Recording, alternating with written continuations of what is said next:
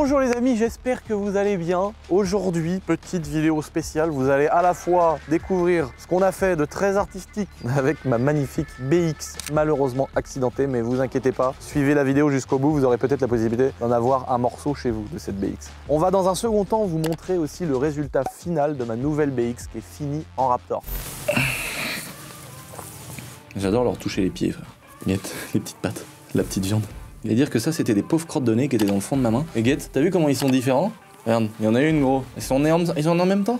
La pauvre crotte de nez, frère, j'ai envie de la manger. J'ai envie de la manger. Regarde lui. Regarde. Hop. Voilà, t'as vu? Alors, Nono. Ah, regarde, t'as vu comment il est vénère? Tu le touches, tu regardes. Oh, je vais te caresser la tortue. Hop là, regarde, t'as vu vénère direct le pied. Alors quoi? T'as vu, il est con comme une bite. Une fois, je connaissais une gadji comme ça, elle avait un pied pareil. Regarde le pied. T'as vu, il est con comme une barrique. Faut être au moins un quart d'heure avec lui pour pouvoir le bidouiller, le toucher sans qu'il... Droite, gauche, là. Tu t'es réveillé mal luné, t'as mal dormi? Oh, la gueule qu'il a, frère. Oh là, bah merde, y'en a une là-dessous. Regarde ça. Hop, Kinder Surprise, frère. Maman, le dos, frère. La carapace, frère. Bah tiens, en parlant de carapace, les amis, on a été voir Tortank, on a été voir notre bon vieux collègue, notre bon vieux camarade, on a été voir Thibaut InShape. Vidéo qui, au moment où je vous parle, a fait top 4 des tendances sur ma chaîne secondaire. Lulu Ronce de Noyer, donc chaîne secondaire...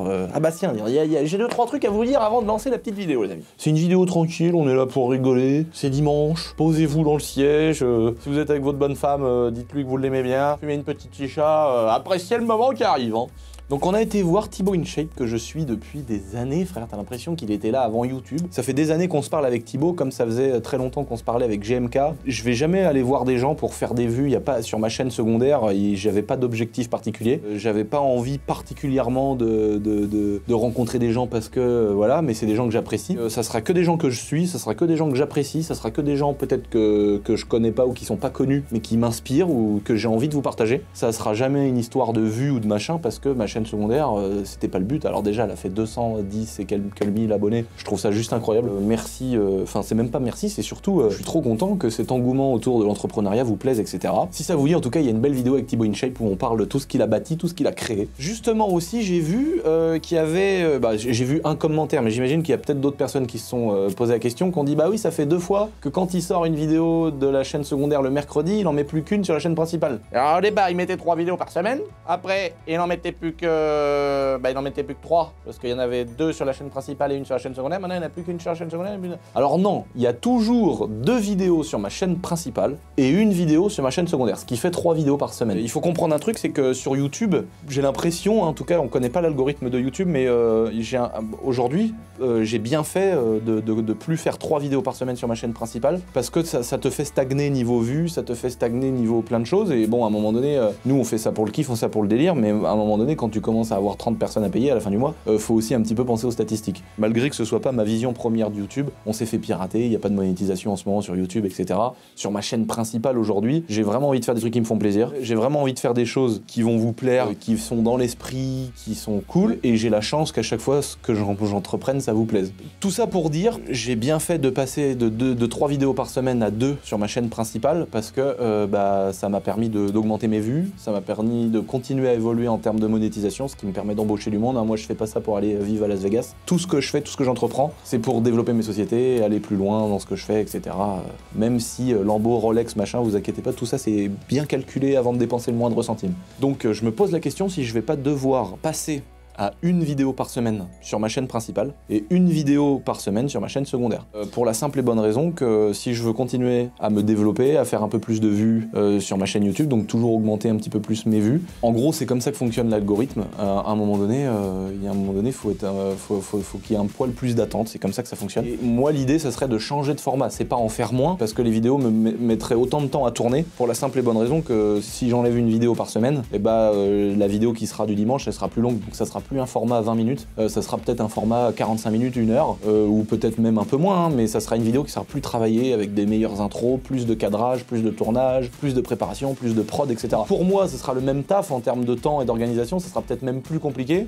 Pour vous, ça fera qu'une vidéo, mais qui sera mieux faite, mieux finie, avec des sujets de vidéo qui seront peut-être toujours de plus en plus fous, et peut-être un format plus long. Donc je réfléchis à ça, et c'est pour ça qu'en fait, quand ça m'est arrivé 2 fois là, pas 2 fois de suite, mais ça m'est arrivé 2 fois là en un mois de sortir qu'une vidéo par semaine parce que en fait je regarde comment ça marche. J'essaye de voir si ça fonctionne ou pas. Mais en tout cas, le rythme est bien conservé de 2 vidéos par semaine. Le mercredi à 19h, le dimanche à midi sur la chaîne Thierry Vigneault-Boiserie, ma chaîne principale. Et sur ma chaîne secondaire, c'est souvent le mardi soir à 19h. J'ai beaucoup de travail. Ça fait des mois que je bosse sur plein de projets, dont un, c'est celui des 10 ans, les amis. C'est bientôt 10 ans. Dans quelques semaines, ça fera 10 ans que ma chaîne YouTube elle est sortie, qu'elle a existé. Alors au départ, j'en vivais pas, je postais des vidéos pour rigoler. Après, c'est devenu mon métier. Et je pense que vous n'êtes pas prêts. Il y a plein d'étapes clés de YouTube où vous étiez pas prêts. Là, pour les 10 ans, je peux vous jurer que vous êtes vraiment pas prêts, les amis. Ça arrive bientôt, ne vous inquiétez pas.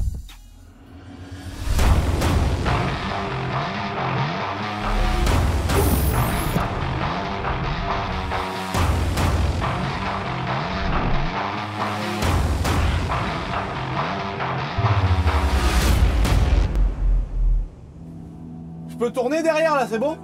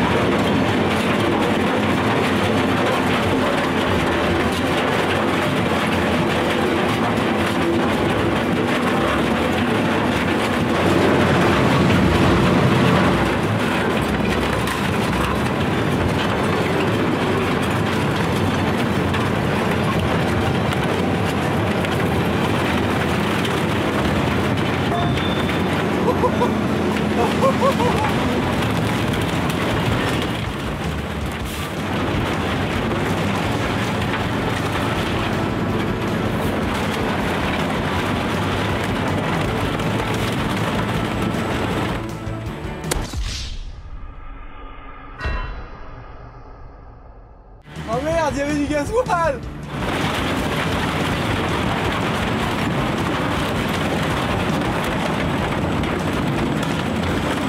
Oh les moteurs!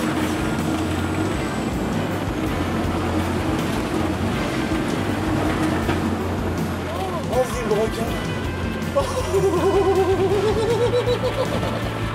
Oh non! Oh non!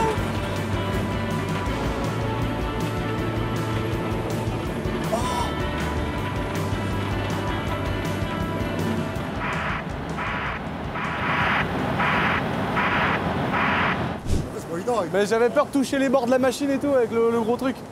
Mais oh putain, le moteur, je voyais le vilebrequin qui sortait du moteur, cassé et tout. Oh le truc de ouf. Oh non, incroyable. Oh, ça, faut la mettre dans le camion. Putain, mais elles sont immenses les bielles. Oh là là. Oh l'axe. Tiens, pour farine de blé, regarde. Ah, pour farine de blé. Un ressort, tu vois. Faudrait qu'on lui trouve aussi des poussoirs. Il faudrait... Oh non, trop bien. Oh non, excellent. Ah non, mais ça faut le garder, Nico. Ah, mais ça, c'est incroyable.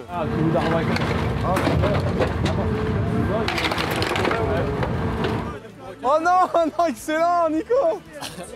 Oh, ça, faut vraiment le garder. Ah bah ouais. On a bien l'accroché dessus, bien tordu un peu. Ça, c'est une danse. Oh putain, mais la machine, comment elle broie tout, mais même pour pouvoir plier ça. ouais, la force de la machine. Mais tu sais qu'il y a des mecs qui font des vidéos sur internet, ils broient des trucs. Et ils mettent des vidéos que de ça. Comme un mec, il y a des mecs qui font ça avec des presses. Ils mettent plein de trucs sous la presse et c'est vrai que c'est rigolo à regarder. Ah mais moi je voyais pas ça du tout aussi gros que ça. Je pensais que c'était beaucoup plus petit que ça.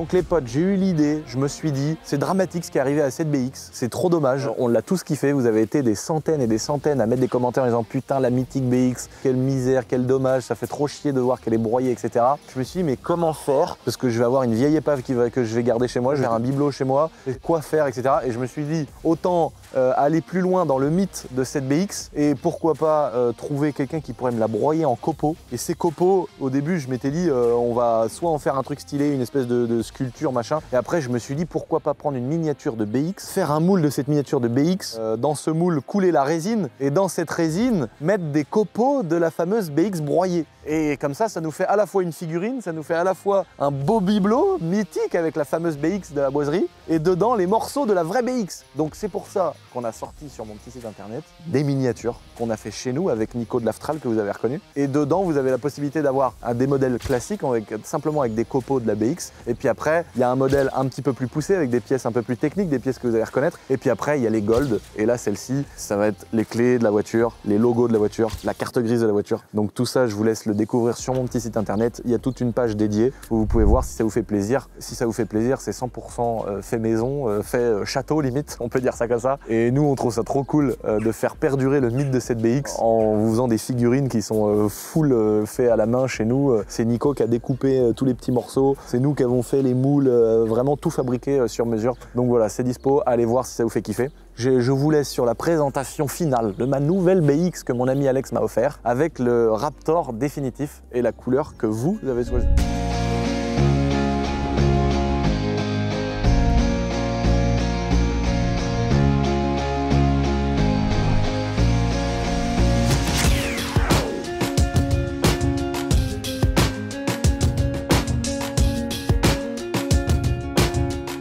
Là.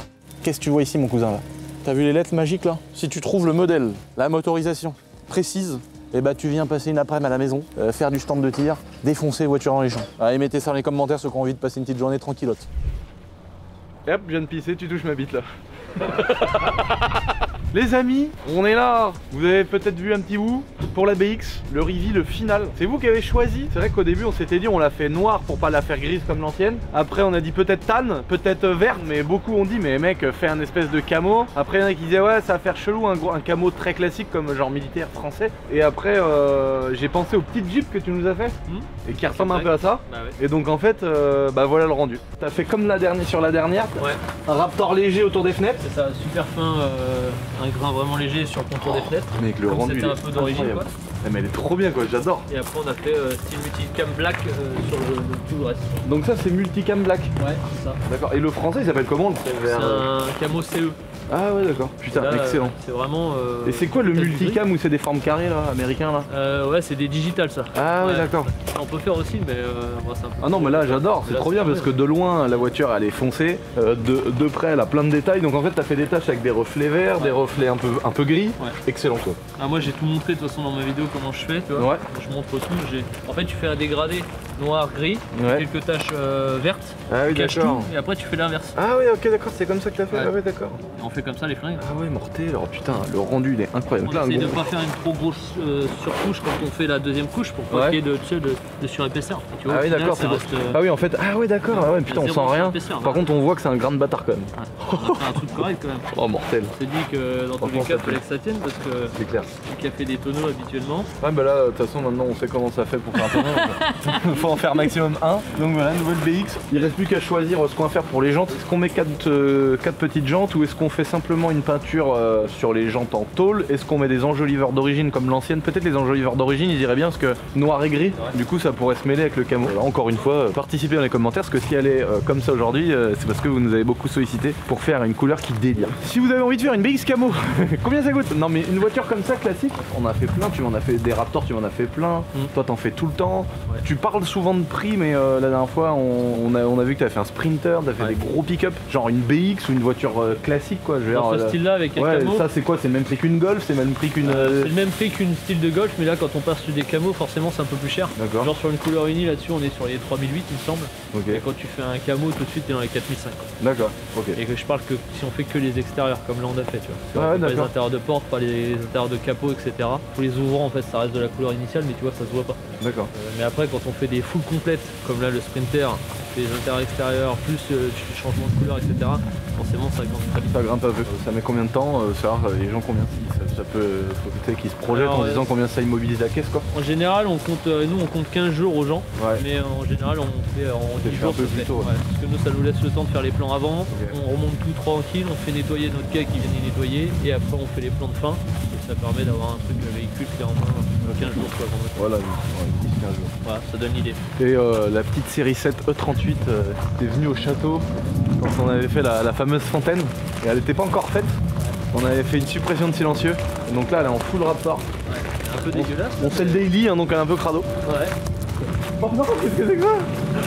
Il était déjà cassé parce que j'ai éclaté il y a longtemps. Le rendu il est top hein. Autant il y a des voitures comme je disais genre il y a des voitures où je trouve c'est pas fait pour. Autant il y a des voitures où tu te poses la question comme la BX et genre la série 7 là la série 7 en vrai je trouve qu'elle tue. Ouais, ça va. Alors qu'au départ je suis pas sûr que je me serais dit est-ce que ça va déboîter. Non j'adore. Franchement sur une série 7 c'est stylé. Après bon c'est des vieilles caisses mais en vrai. Non mais ça rend bien, ça tue. Non mais je suis sûr comme tu disais le jour où on a moyen de faire un Urus. Ouais, je suis sûr qu'un Urus ça serait incroyable mec. Ce que t'as fait déjà sur ma Lambo, tous les détails et tout déjà ça tue. Sur un Urus c'est sûr que ça tue. Mais par contre une fois t'avais fait un Cayenne, je vais pas trouver ça incroyable. T'avais fait une Porsche aussi une 911. Ouais bah pareil elle est ronde. Ouais et ça c'est les voitures un peu rondes comme ça c'est vrai que j'avais pas trouvé ça incroyable. Par contre tout ce qui est américain, tout ce qui est gros truc bah évidemment ça va dessus hein. Bah ouais grave.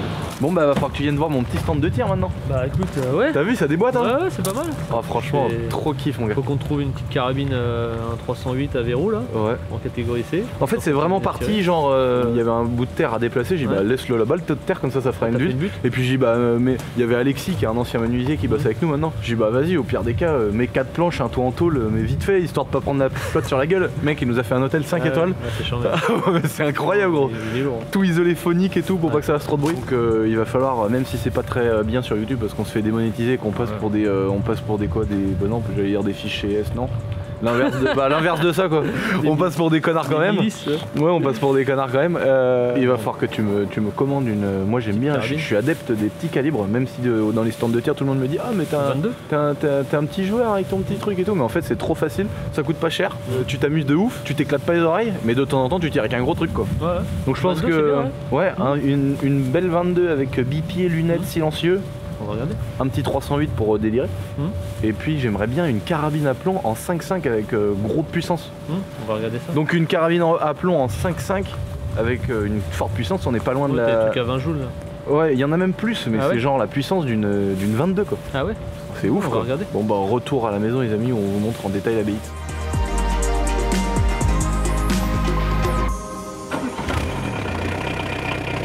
Ah démarre pas au quart de tour l'auto là, t'as vu? C'est pas possible, comment c'est fait ça? Comment c'est possible que les ingénieurs motoristes se manifestent? Comment ça se fait que t'as un moteur classique qui fait là, c'est même plus au quart de tour frère. Ça casse les couilles. Je comprends pas comment ça se fait qu'elle démarre aussi bien. C'est à cause de quoi? Oh là là, guette l'arrière qui se lève. Les sphères, elles sont neuves les sphères. Bon j'espère que vous avez kiffé les amis. Ma petite BX. Dernier point important, vous êtes beaucoup à m'avoir dit ouais le camo, faut faire un camo, faire un truc comme ça et tout. Dites-moi vraiment ce qu'on fait au niveau des jantes. J'ai envie de garder ces enjoliveurs là comme j'avais sur la mienne. En fait c'est ceux-là, mais avec le milieu noir, j'adore tu vois. Est-ce qu'on lui mettrait pas 4 petites jantes de BX GTI par exemple? Ça pourrait être un délire, des jantes sur une BX c'est super rare. Est-ce qu'on ferait pas des beaux enjoliveurs qui changent? Parce que les BX ils ont fait vraiment des enjoliveurs carrés, des trucs avec des formes cheloues. Donc il y a vraiment plein de possibilités sur ça. En tout cas, je suis trop content de ma belle BX. Elle est vraiment trop belle. Ah là là, le 1,9 litre Atmo, frère. Oh là, il marche. Mec, il marche dans les tours, frère. On dirait une GT3 RS. Best est mort, même en 3, t'as vu? Elle patine. Non, franchement, c'est une vraie voiture. En fait, là, j'aurais voulu tirer un coup de frein à main, mais c'est guignol. Ils ont été me les foutre sur les roues avant le frein à main. Quelle bande de machins de mort. La différence de mon ancienne BX, les gars, c'est que celle-là, c'est un 1,9 litre atmosphérique, pas de turbo, frère. Mais t'as vu, il marche dans les tours, comme une Porsche. Tu sais, faut monter, tu sais, c'est un gasoil. Hein. Et le moteur gasoil, là, faut le monter dans les tours pour qu'il marche. Par contre, dans les tours, bah, y a pas de compte tour, donc je peux pas te dire à combien qu'on est. Elle marche. Ça marche à mort, frère. Dinguerie. Oh, oh, oh. Alors tu sens qu'il y a un peu moins de couple que le turbo, tu sais, il y a un peu moins tout de suite, c'est à 1500 tours minute, t'as un peu moins d'effet turbo. Par contre, bah faut aller plus dans les tours. Et la boîte est plus longue, donc tu veux vraiment aller sur l'autoroute, tu te mets en 5, t'es là, tu cruises, enfin, tac. 4-5 femmes derrière. De toute façon, t'as pas le choix, à un moment donné, t'es obligé d'en faire monter dedans, parce que sinon elle te casse les carreaux, tout.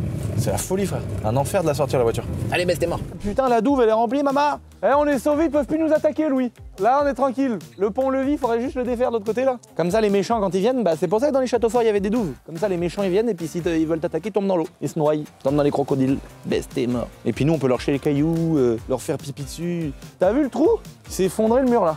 Bah du coup on est baisé maintenant, mais l'année prochaine quand elle va se vider, on va la refaire, on va tout refaire, tout neuf, hein. Faire de la mosaïque tout. Jamais de la vie frère, on va jeter un sac de ciment là-dedans, terminé, je te le dis. Voilà la belle porte, ça c'est du fait maison ça, tu vois. Belle porte avec des grosses planches en bois là. On avait une vieille merdasse en plastique dégueulasse, poubelle frère. Belle porte fabriquée maison. Comme Lucien, il s'est trompé de trou frère, voilà, comme moi. Alors, on va vous montrer un petit peu l'avancée des travelots au château, frère. Alors déjà, avant de vous parler de mes belles bordures en trottoir, magnifiques en granit, sur le site La Boiserie, c'est les soldes. Donc si vous voulez vous faire plaisir, chaud, ça cogne. On a vraiment mis pas mal de choses en solde, on a pas mal de stock, on a remisé vraiment plein de trucs. Donc si vous voulez faire un petit kiff, c'est disponible sur mon petit site laboiserie.fr. Deuxième petit aparté là-dessus, les vêtements Starfobar, à l'heure où la vidéo est sortie, tout a été envoyé. Mais il y a des délais de poste des fois qui sont assez longs. Donc même si ça a été envoyé par exemple ce soir, c'est possible que vous l'ayez que 5-6 jours après. Donc ne vous inquiétez pas, c'est la magie de l'artisanat, c'est la magie d'employer des gens en France et de faire tourner des boîtes françaises. C'est un petit peu plus long, mais je vous remercie d'ailleurs de votre compréhension pour faire tourner tout ça comme il faut. Et nous, ça nous évite d'exporter le truc et ça nous évite de déléguer des tâches à l'étranger. Et c'est trop fun quoi. On vous annoncera évidemment le gagnant dès que l'huissier de justice, parce qu'on n'a pas encore le retour du tirage au sort. Enfin, on vous dira tout ça dans une vidéo les amis, ne vous inquiétez pas. Donc là, on est sur le parking du château. Donc là où tous les gens qui bossent avec nous se garent. Donc là, il y a des voitures dispersées un peu partout parce que bah, c'est en plein travaux, il y a les pelleteuses tous les jours. Ici, c'était un terrain en boue. Donc là, on a tout rempierré. Et là, on est en train de faire une bordure magnifique. Ça rend tellement beau, frère. Une belle bordure avec des belles pierres. Tout est mis en béton, etc. Parce qu'en fait, on va faire un énorme parking en bitume. Là, la route qu'on voit là-bas, là, frère, c'est un terrain d'enduro extrême. C'est le Red Bull Romagnac, frère. c'est vraiment la boue, mec, c'est la mort. Et bah en fait tout ça c'est pareil. On va faire toute une route qui va jusqu'à chez Dylan de l'autre côté du château là-bas. Et devant chez Dylan, tout l'atelier où il y a toutes les voitures, etc. Pareil, on va faire un parking en bitume. Donc ça va être une véritable piste de drift, mec. Parce que je vais pouvoir partir là, il y a que des virages. En travers, droite, gauche, arriver chez Dylan, faire un 8, revenir là, faire le tour de cette grange. Où là je vais faire des 8, machin, repartir chez Dylan, revenir. Donc je vais pouvoir faire un véritable gymkhana. Je suis pressé d'avoir mon parking en bitume. Et en fait c'est pour que les gens qui viennent bosser chez moi, ils soient tranquilles, qu'ils garent leur caisse, qu'elles soient pas plein de merde comme c'est le cas en ce moment.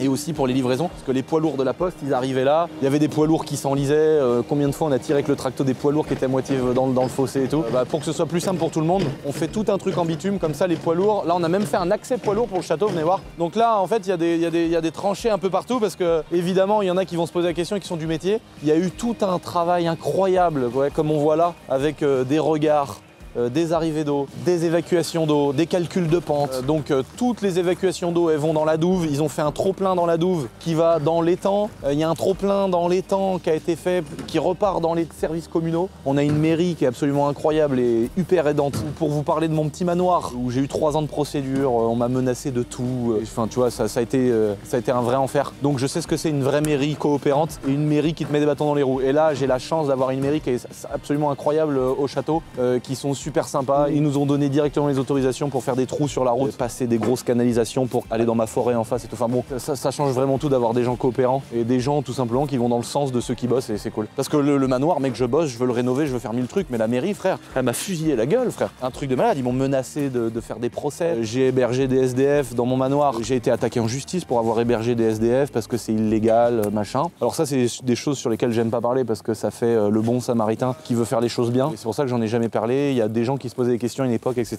Et j'en parlerai pas plus d'ailleurs. Mais c'est pour vous dire à quel point il y a des gens qu'ont la méchanceté dans eux, frère, c'est qu'on je me suis retrouvé, frère, avec les flics chez moi parce que j'ai hébergé des SDF. Enfin bon, vous voyez, c'est notre malheureux pays et son devenir. Donc là, vous voyez, ça va être un accès poids lourd pour le château parce qu'en fait, ici, c'est vraiment là où tout stocker nos vêtements, etc. Et donc là, en fait, les gars, ils nous ont fait une pente qui était très douce parce qu'au départ, c'était vraiment un truc très pentu. Et donc, les poids lourds de la poste, en fait, ils vont pouvoir arriver là, faire le tour du bâtiment sur le bitume et sur le même bitume. Donc c'est un bitume spécifique pour les poids lourds et tout. Ils vont pouvoir reculer ici avec les poids lourds, ouvrir la porte et en fait le haillon il va presque se poser dans le château. Donc là la poste vient de passer à l'instant, donc les racks sont vides. Mais tous les racks qui sont là, il y en a une dizaine par jour. Tac, la poste les prend, après il les ramène et voilà.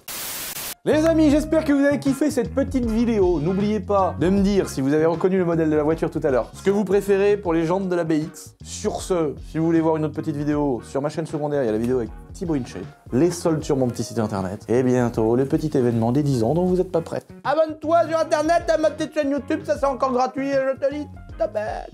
Oh, il y en a un, il a tchadaf dans la poubelle, frère, guette. Best est mort. Il a déchargé son grand-père dans le cercueil de la poubelle, frère. Il a déchargé dans le défunt compte de sa petite sœur.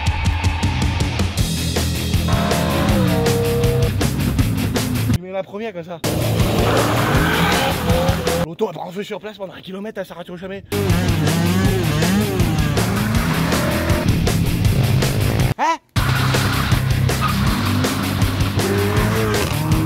Comme ça qu'on le tait.